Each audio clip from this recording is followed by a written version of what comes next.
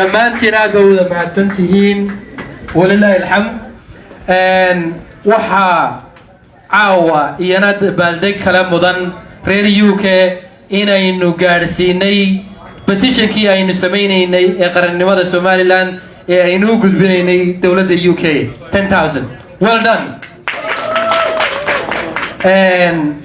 taas markan ka soo gudbo waxa aad iyo aad hawsha isugu hawlay oo ka shaqeeyay safaaraddeena oo ay nagala joogto Europe qaalib waxa isna khadka inoogu jira ambassadorkeeni Cabdillaahi oo isagu ugu horeyn doona inaan ku soo dhaweyno mahadcelinta iyo in uu mahadceliyo xildhibaanada the ambassador of the UK would like to pay his respect in terms of the effect that you have taken for the recognition of the Somaliland. And I would like to thank on behalf of the community. So, let me pass him. He's back home, but he's on the phone.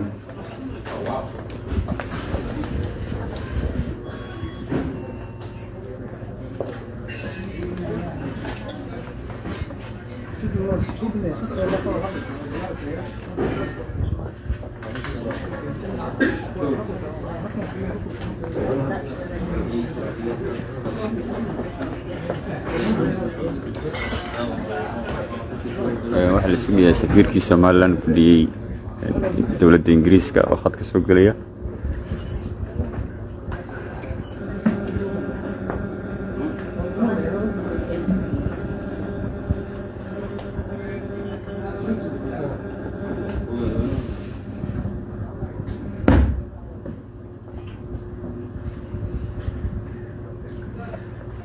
I think we're having little technical problems. While that gets resolved, I would like to welcome Ayan to welcome the MB.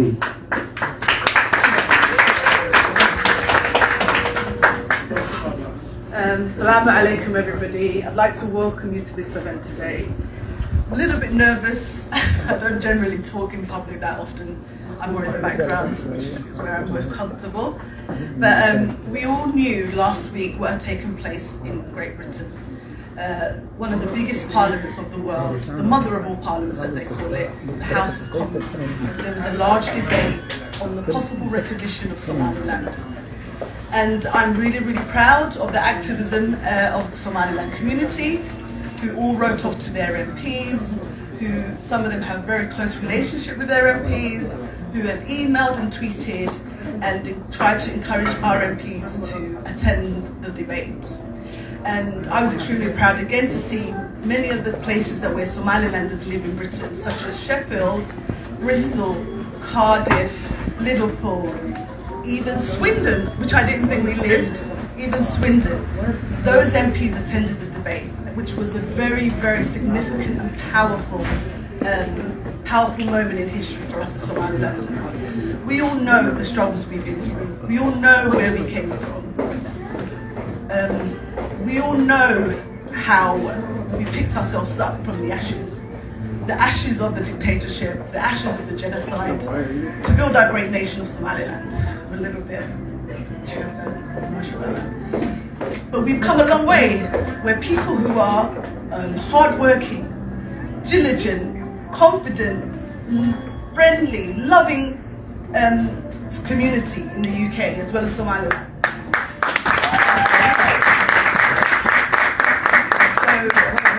We are all extremely proud we're here this evening because our MP RUSHANARA Ali gave an outstanding speech in the House of Commons in regards to supporting our pursuit for recognition.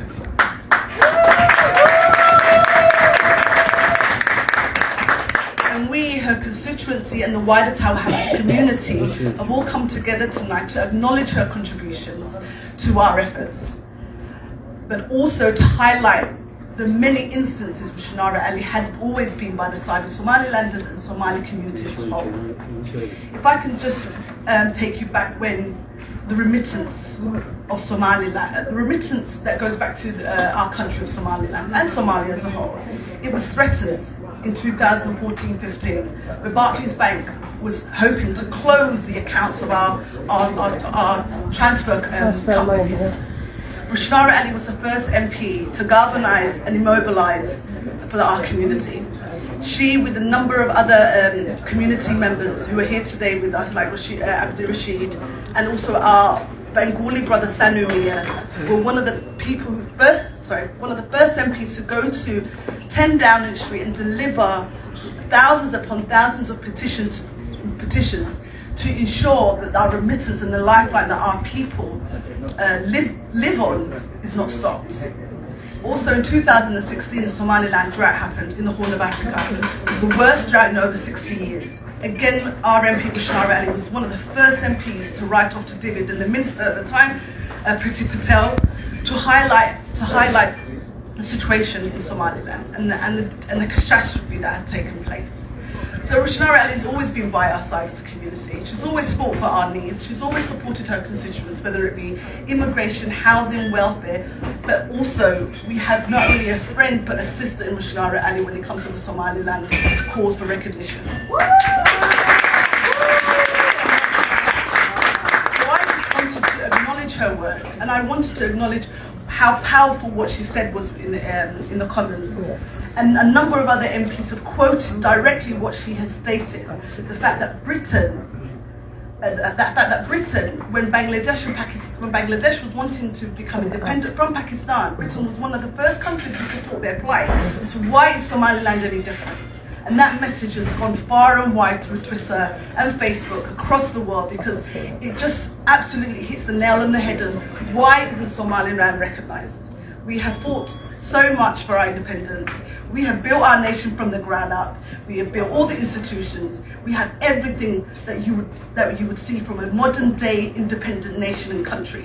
So this is why we have to continue the fight, and I know our communities are ready and willing to take up the baton, particularly the next generation of young people who are very more computer savvy, Twitter savvy, TikTok, whatever you name it. It's upon you guys and us to now take the fight onwards, because our forefathers, my father, my mother, were part of the SLM movement. I still have their membership cards at home because it signifies so much. So many men have died for this struggle, and we've come so far. And now our community will continue to fight. We'll continue, because we will get there. I'm sure we will get there, because I know my people, and I know the ability and the camaraderie and the I don't know what to call it. It's just we have this... The bravery. The bravery, absolutely. Thank you, Auntie. We are brave people. We'll continue the fight. It may take a while, but we will get there. But as long as we have MPs like RUSHANARA Ali and our other MPs who spoke in the House of Commons, the more MPs and the more ministers that we lobby in our pursuit for recognition, we will get there. And we now tonight honouring RUSHANARA Ali, because we want to say thank you. Thank you. I'd like to thank everybody that's come here today to be part of our celebration with us, and our work goes on, but we will get there. I will see in my lifetime an independent Somaliland nation.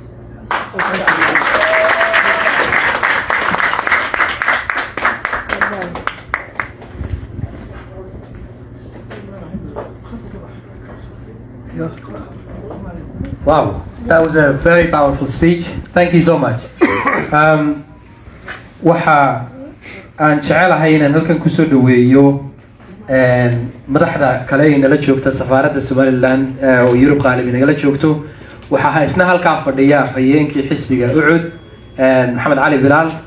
waxa jooga West London Somaliland Community oo Chairman Liban. Welcome. dhammaantiinba aad baan idin soo wada dhaweynayaa. waxaan jecelahay inaan halkan uga yeedho naadiga oo kelmadeeda tahay.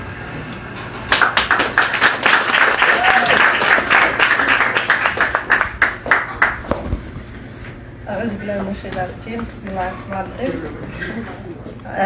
أنا بصومالي وأقول الله أوكي. أنا community قوانين أكيد كريسة. Shana, I'm going to speak Somali. She's going to translate because I want my community to understand more. Okay. dhammaan horta waxaan u mahadnaqayaa ilaahay caafimaadka isugu keen wada keenay howlkan sida quruxda badan leh maanta inagoo caafimaad leh inoo wada keenay waan ognahay xaaladaha iyo xanuunada waddanka ka jira waxaan aad iyo aad u mahadnaqayaana jaaliyadda Somaliland ku dheer UK waliba East London baynu joognaa laakiin meelo badan baa laga kala yimi waan soo wada dhaweynayaa runtii fakarkan inaynu qofka wax inoo qabtaa inaynu dhiiri gelino waa muhiim oo inaynu muujino inay NGO-yadii wax inoo qabtay inaynu inaguna noqono dadka dabada ka riixaya oo shaqadeena inaguna qabano qof walba oo kastaaba muhiimadda ugu weyni waxa weeye wasiiro iyo diplomats Somaliland jooga qadiyadeena waxaan biliifsanahay ummadda Somaliland inay shaqadan u wada taalo oo ay la shaqeeyaan dawladda iyo dalkooda qurbaha ay joogaan reasonka ugu muhiimsan ee ugu importance waxa weeye wax la yiraahdo lobbying waa ta wadnaha u ah qadiyada aynu doonayno inay dhalato madax banaanida taas waxay ku imanaysaa lobbying aynu dadaalno ummadda Somaliland ee qurbaha jooga inay MP-yada constituency-giisa meel walba ay degan yihiin inay warqad u qoraan inay MP walba la xisaabtamaan ay yiraahdaan codka waan ku siinaynaa kursigaad ku fadhiisanaysid baarlamaanka UK haddaad adiguna codkayaga baarlamaanka aad noo meel sare noo gaadhsiisid waxaad ku eegtaa example oo kale lobbyinka quwadda ay leedahay powerka leedahay American iyo UK ay ku leedahay dawladda Israel waxay ku dhisan tahay lobbying waxa ay haystaan labada waddan ee ugu power farsan iyaga senatarada ugu badan iyaga ugu jiraan anigu waxaan believe garaysanahay hawl adag inaynu hortaalo laakiin inaynu gaari karno haddaynu isku duubnaano Somaliland oo ummadda Somaliland ay fahmaan in ay lobbyingkaas ay ka howlgalaan oo la shaqeeyaan dawladooda oo lobbyingkaasi noqonin maaha wax markiiba laga daali karo wax sanado badan qaadanaysa weligeed anigu ayaan taa believe garaysanahay generation baynu haysanaa halkan imanka ku dhashay anagoo yaryar baanu nimid caruurtaanu imanka dhalanay waa caruur iska halkan ku koray waxa aynu iskarayn karnaa caruurtoodna inaynu qadiyadeena fahansiino inay iyagu toojka qaadaan inay iyagu lobbyingka sameeyaan inay baarlamanada ay anigu rugshaano waxaan soo jiidatay runtii sida ay qadiyadeena uga hadashay example-ka ugu weyn ay hordhigtayna wuxuu ahaa waddanka ay ka soo jeedo oo ah Bangladesh iyo Pakistan markay kala baxayeen waxay tiri marka aanu kala baxaynay dawladdii ugu horeysay ee nasiibad garaysay UK bay ahaayeen innagana UK mar walba waxayna hor keentaa Soomaaliya ayaa horta idinku hayno soo ogolaatay dad aan anagu ka go'nay aanu ka doonayno aynaanu ka madax bannaanaano oo meel walba na blockage lagu samaynaya dee nama siinayaan madax bannaanidaadaas oo easy-na naguma siinayaan marka UK meeriskaas waxaan jecelnahay inay wax ka bedelaan inaynu kusoo wada jeesano in aynu MP-yada la shaqeyno in aynu community-geena enforce garayno oo aan runtii midho dalka samayn karno rugshaana gudaha dabadda maanta ayaa iftiinka toojka kusoo qortay rugshaana anigu waa MP-gayga waa constituency-gayga ay ka tahay MP waxa ay badan ay qabato gudaheena taa hamdan na way fara badan tahay oo hadday tahay housing hadday tahay education hadday tahay caruurta la xidhxidhay hadday tahay dadka maaragtay u haysanin funding oo kale inay lawyer qabsadaan gabadhaasi abaabkeedu way nii furan yahay anigu waxaan ogahay inaynu ayna support garaynayso wax walba qadiyadda Somaliland ay u baahan tahay runtii anigu waxaan believe garaysanahay dumarka Somaliland iyo dalkii imika sanad baan la joogay Somaliland imika waan ka soo noqday insha Allah waan ku noqonayaa inaan empower gareeyo dumarka Somaliland meel walba ay joogaan oo codkoodu ahaado meel halka ay dalkeenu wax badan baa inaga ogolayna xagga dumar ahaan oo raggu ay faradka yihiin annagoo ragga faradkii ay yihiin aan daba soconaan doonayna waxaan ogahay inaynu guul weyn soo hoynayno haddaad u furtaan albaabada dumarka oo ay garabkiina ahaadaan gaashaankiina weyn bay noqonayaan taasna waxaan insha allah ilaahay uu qoro waan ku mitidayaa hadduu ilaahay ka dhigo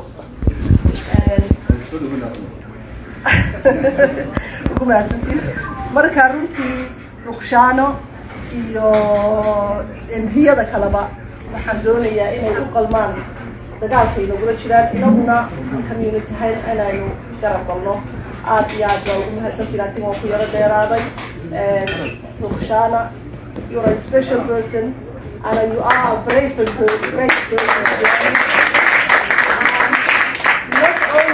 not only do you help the people outside from your constituency reaching far different countries, but you also help my community, especially a very long time. Today only you say the bravest things and the spotlight is on you, but I know the work you've been doing and the mothers and the fathers and the youth and the children you have supported and you encouraged. Inshallah, you have our votes as the Somali community. You are one of our daughters and we always be your side. Inshallah.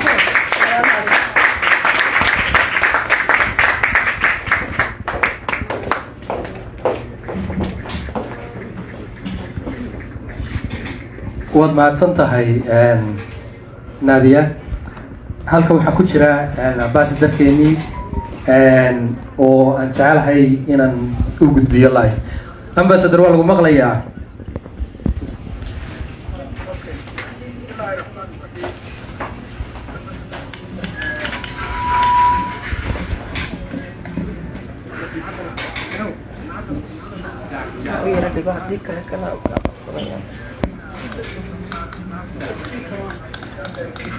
Hello, my phone is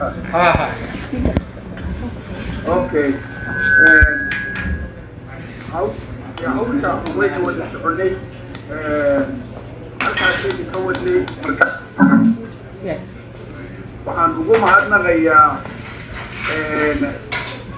community-ga Somaliland ama jaaliyadiina dhammaantiin waan idin mahadnaqayaa gaar ahaana caawa xafladan aan qabateen haddii aad tihiin East London gaar ahaan Bethnal Green iyo Bow oo ah constituency-gii RUSHANARA Ali oo ah gabadhii really aadka uga hadashay maskaxda iyo qalbiga Somaliland dhammaan ay wada gashay marka on behalf of the government of Somaliland and the people of Somaliland I thank for the right honorable RUSHANARA Ali for her historical contribution to the UK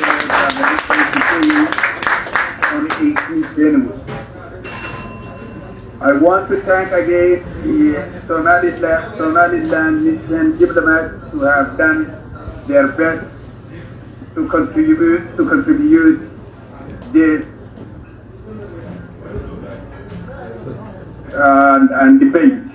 Also, the British Somaliland community, wherever they are in UK, particularly in East London, the constituency of RUSHANARA Ali, but in Bethnal Green and Bow.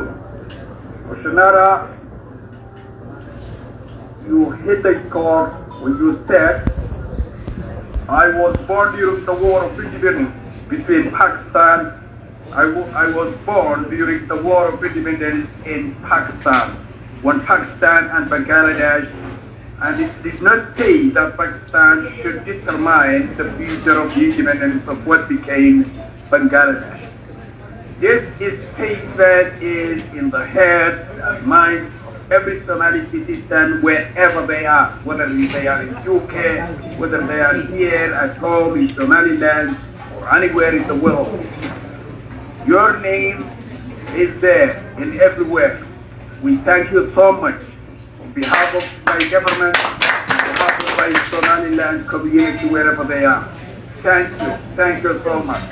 And community of Somaliland in East London, thank you for doing this tonight's invitation to RUSHANARA. Thank you.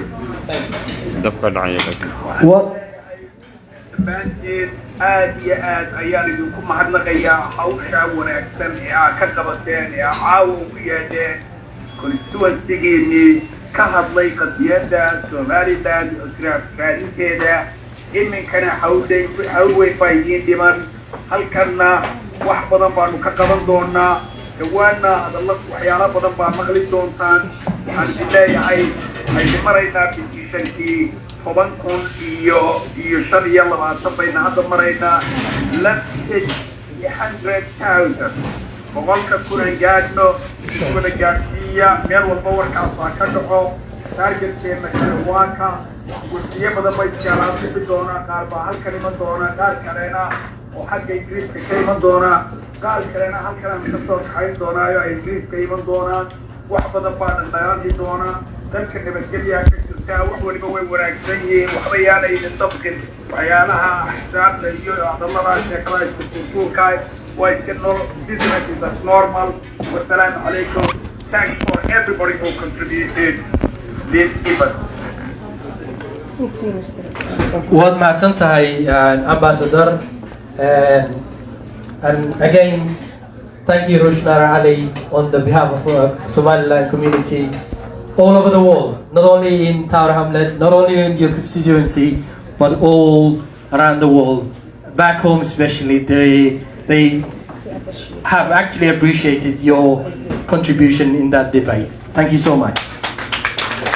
And halkaan markaynu kasii gudubno, waxa aan jecelahay xisbiyadu way ii dambeynayaan. Waxaa jooga gudoomiyihii xisbiga UK kulmiye, waxaa jooga afhayeenkii ucud maxamed cali bilaal. Waxaynu sugaynaa xisbiga wadani oo iyana soo socda.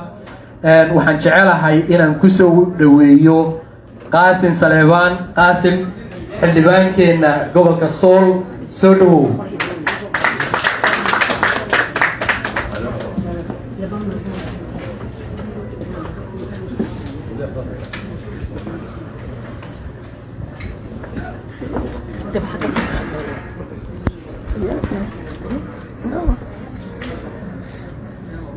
السلام عليكم ورحمة الله وبركاته.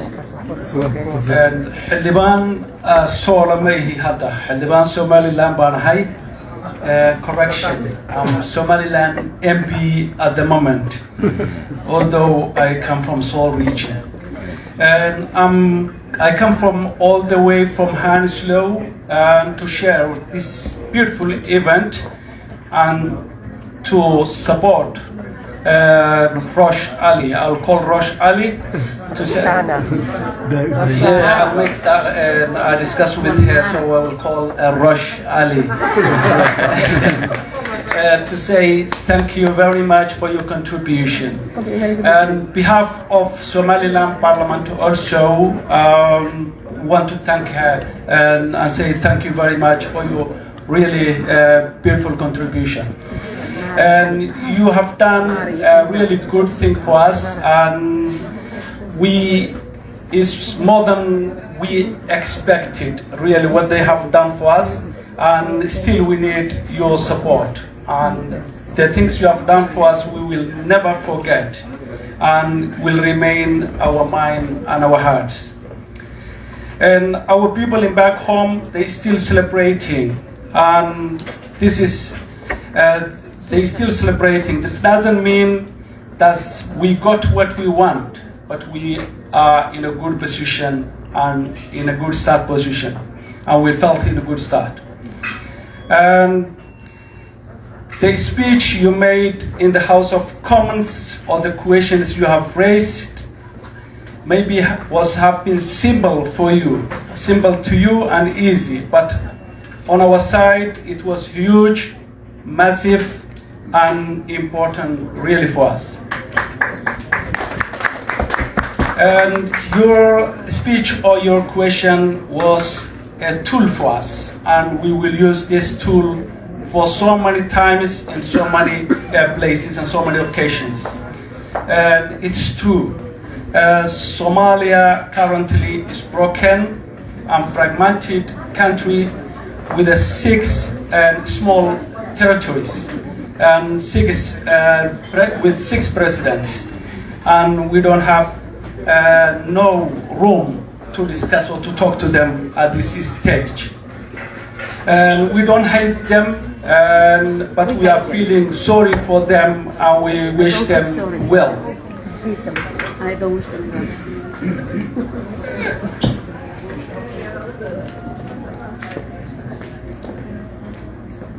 We hope you will carry on doing this one for us, and we Somaliland people, we're not letting you down. We're not let us you down, all of you. We will keep carrying on our peaceful country and democratization, and we will do our elections on time in order accordingly. And also I've contacted Gavin Williamson, who is the head of the MB make this event to take place, and I've invited all of you to come and visit us in Somaliland, and he accepted, and I hope you will accept too and will come and visit us in Somaliland. And intaas haddii aan ku dhaafo, waxaan doonayaa shacabka reer Somaliland inaan idhaahdo علي حلا شقيو iyada iyo xisbigeedana hala taageero kaalinta ay inoo gashayna hala buuxiyo waan ku faraxsanahay in competition-kii uu gaaray meel wanaagsan. waxaan doonaynaa sida uu safiirku sheegay inaynu ka sii dhaqaajino oo intaa ka sii badinana waa doonaynaa inaynu wada jir ahaano waa muhiim mar walba wada jirkeenu waa muhiim sida safiirkuna inoo sheegay arrimaha siyaasadda ee gudaheena ka jira waa wax aynu xallisan karno waana naqaanaa sidaynu u xallisano iyaysan noqonin wax ina kala riixriixa ama danteena guud iyo gooni isu taagga Somaliland dhinaca inooga duwan. aad iyo aad baad u mahadsantihiin. wassalaamu calaykum waraxmatullaahi wabarakaatu.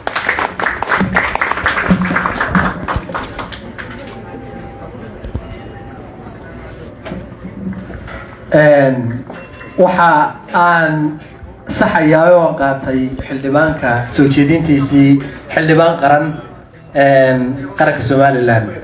waad mahadsantahay xildhibaan. waxa halkan aan jecelahay inaan uga yeedho ayaan Yurub Qaalib oo ku hadli doonta afka safaaradda.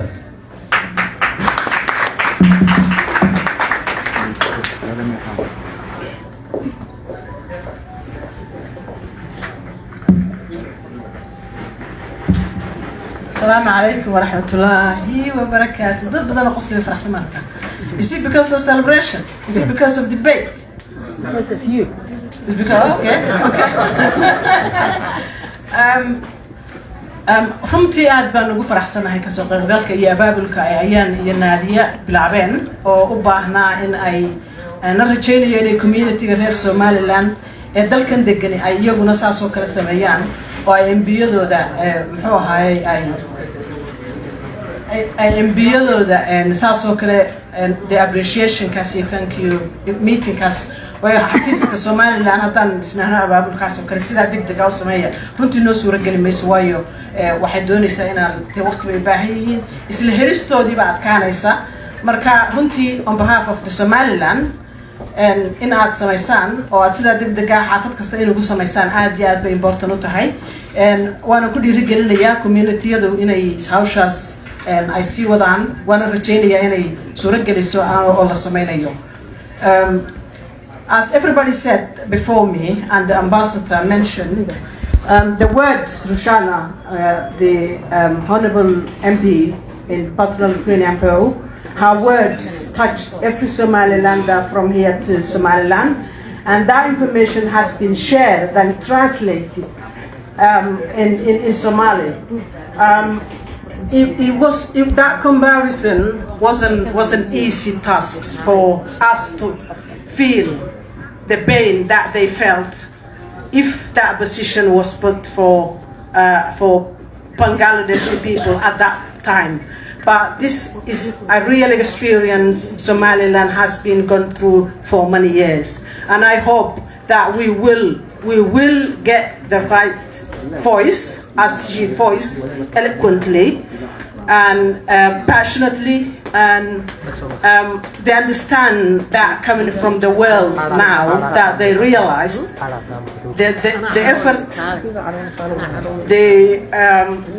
everything that they put in that side of the country has not been worth, and it was worthless, while the Somalilanders, they did their own country proud, they did our community everywhere proud, and what we achieved from Somaliland, what Somaliland and Somaliland achieved, that's why engage us and make us motivated in this situation to start and engage our community, engage our MPs, and engage our friends and neighbors and everywhere.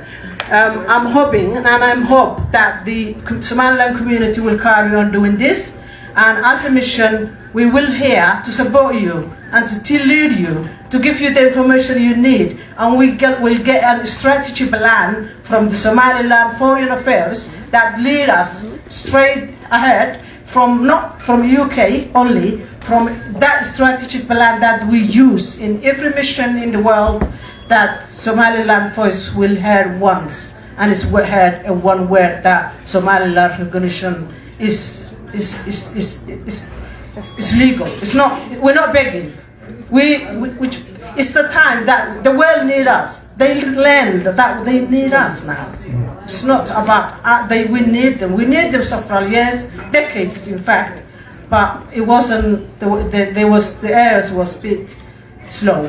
But right now, because of the situation in East Africa, because of the challenge that the world faces, Somaliland become a star point that they need to focus, and I hope that we'll get that chance and we'll take that advantage and we will get that recognition. Thank you very much.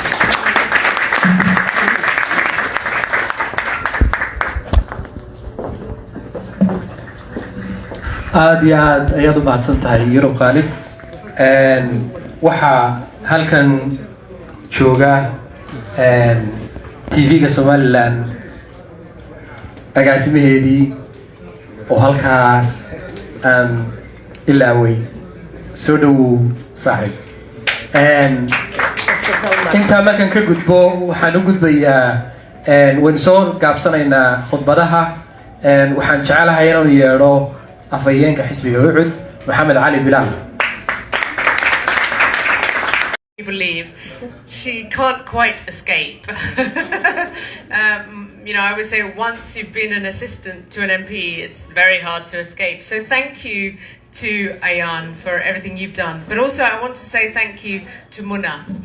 I first met Muna when she was 23 years old, and she was this budding young campaigner, and she joined an organization I'd set up called Uprising, which was to develop the leaders of tomorrow.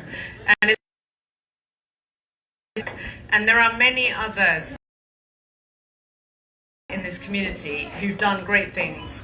And I also want to thank, Ayan mentioned the work that we did.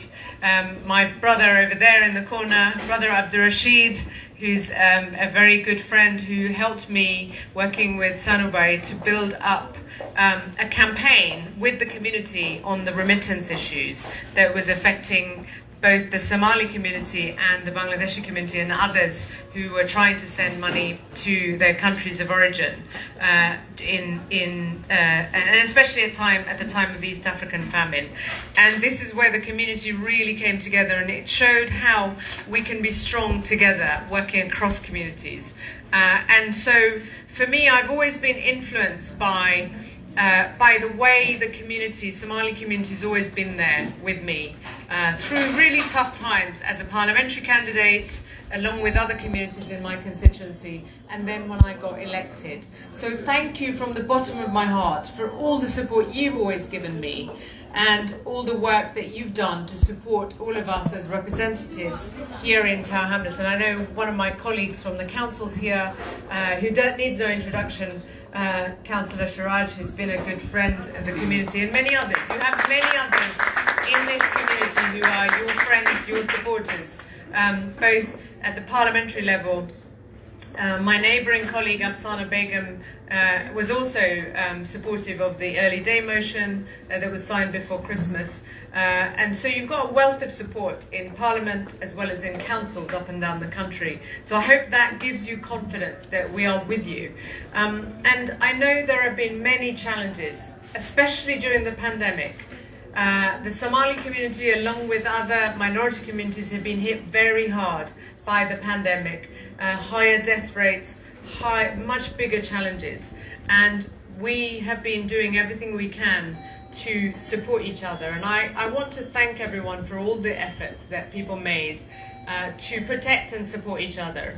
And if you haven't been vaccinated, please make sure you do and encourage others, because take-up is still, there is still an issue with take-up. We're still not out of danger. And in our communities, in the Bangladeshi community, in the Somali community, there was much higher death rate. So I wanted to get those messages across to you first and foremost. Messages of thanks and gratitude for everything that I've had the benefits of from within the community. The debate that Gavin Williamson managed to secure, and I commend him for doing that. There are certain areas where all of us work across parties when we can. It was great because it was longer than half an hour. Normally adjournment debates are very short. So we were very pleased that that day the House business ended earlier, and that gave me the opportunity to make more interventions than I would have been able to. And I felt, it was really important to show solidarity with the community here in my constituency and the wider country who passionately believe in the right to self-determination. And as someone of British Bangladeshi heritage, as someone whose parents and grandparents struggled for independence, I understand very importantly the importance of self-determination. But of course we want to see that happen peacefully. My country of origin was formed out of a bloody war. Nobody wants conflict. Nobody wants instability. We want partnership and peace. And that's the spirit in which my messages were there set out in that debate, and the messages from our colleagues. So I don't want to keep you from your dinner, but I want to say that I very much hope to visit Somaliland. Unfortunately, I missed the last opportunity to visit with the All-Party group that I'm a member of because it clashed with another overseas visit. But I hope as things open up, I'll have the opportunity to visit, and I hope that some of you will be there when I'm there. I was really touched by the reception that we saw, my colleagues and I saw, in Somaliland after the debate. We never really know when we are having debates in Parliament, raising our voice. We never know how much of an impact what we say might make.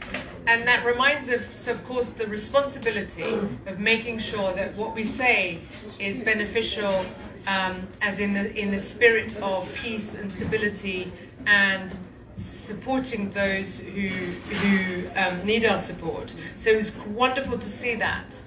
But also, it was wonderful to see the confidence that it gave the British Somali community.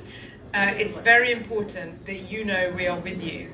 And, I am for all the different communities I represent in my constituency. And as Ayan mentioned, I also campaign on the humanitarian side for those not only in Somaliland, but also in wider Somalia. Because for me it's really important, and I know the Somaliland community feel the same, that we protect our brothers and sisters, regardless of national boundaries and certain geographical differences, historic differences, and the pain that you've suffered that has been cited.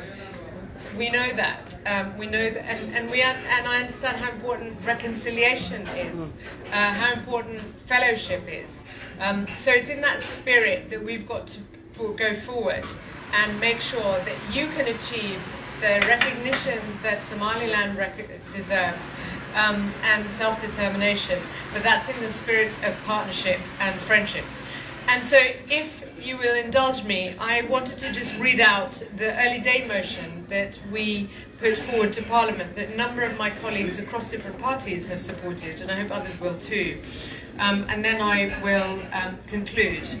The early day motion states that this House joins the people of Somaliland in celebrating 30 years since its declaration of independence from the Somali Democratic Republic, recognises and supports that de facto state's commitment to human rights and free elections, notes that the Unrepresented Nations and Peoples Organization regards Somaliland as a defined territory with a permanent population and capacity to enter into relations with other states, further notes that state in waiting possesses its own currency, flag, parliament and national identity, and calls on the government, UK government, to respect Somaliland's demand for self-determination and recognise its independence.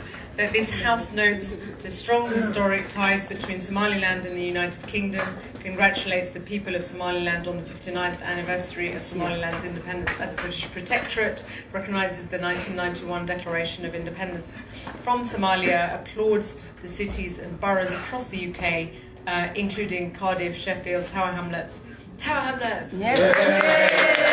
Tower Hamlets and Birmingham, that recognise Somaliland as independent, believes that the common interests of the UK and Somaliland in the region will be advanced by continued close cooperation, welcomes the strong cooperation between the UK government and Somaliland through development aid, help in sustaining democratic institutions and promoting trade and business relationships in Somaliland, encourages the UK government to urge the Somalia government to refrain from politicising humanitarian and economic development, recognises the importance of the historic visit of the All-Party Parliamentary Group of Somaliland to Hargeisa in 2018 in building positive relationships. That's the one I couldn't make. I'm gutted about that. And calls on the UK government to formally recognise Somaliland as an independent state and to take steps to encourage dialogue with other international partners, the government of Somalia and the African Union, to help bring about a peaceful and lasting settlement in the region based on the self-determination of the people of Somaliland. So I hope that, and it ends there, so I hope you can see that there's a great commitment from a number of colleagues to your endeavours, and that we build on those alliances. And I just want to end by saying it's really vital that we do that in a way that promotes peace and stability, and that's the spirit in which I know everybody has been campaigning. And as you've already heard, it's very important to keep the dialogue with your members of parliament, with your councillors, with your mayors, with your council leaders, not only on this very important issue, but also on local issues, because I know that the British Somali community has faced huge challenges, and it's really important that public services deliver for you, and that we ensure that the needs of the community are recognised. And so I know that our mayor here in Tower Hamlets and our councillors will be, that's one group. Another group, Tower Hamlets recognises Somaliland. It's very important, of course, that you get the help and support you need from the council. So you've got a lot of friends in the council as well as in Parliament. Thank you so much for everything you've done.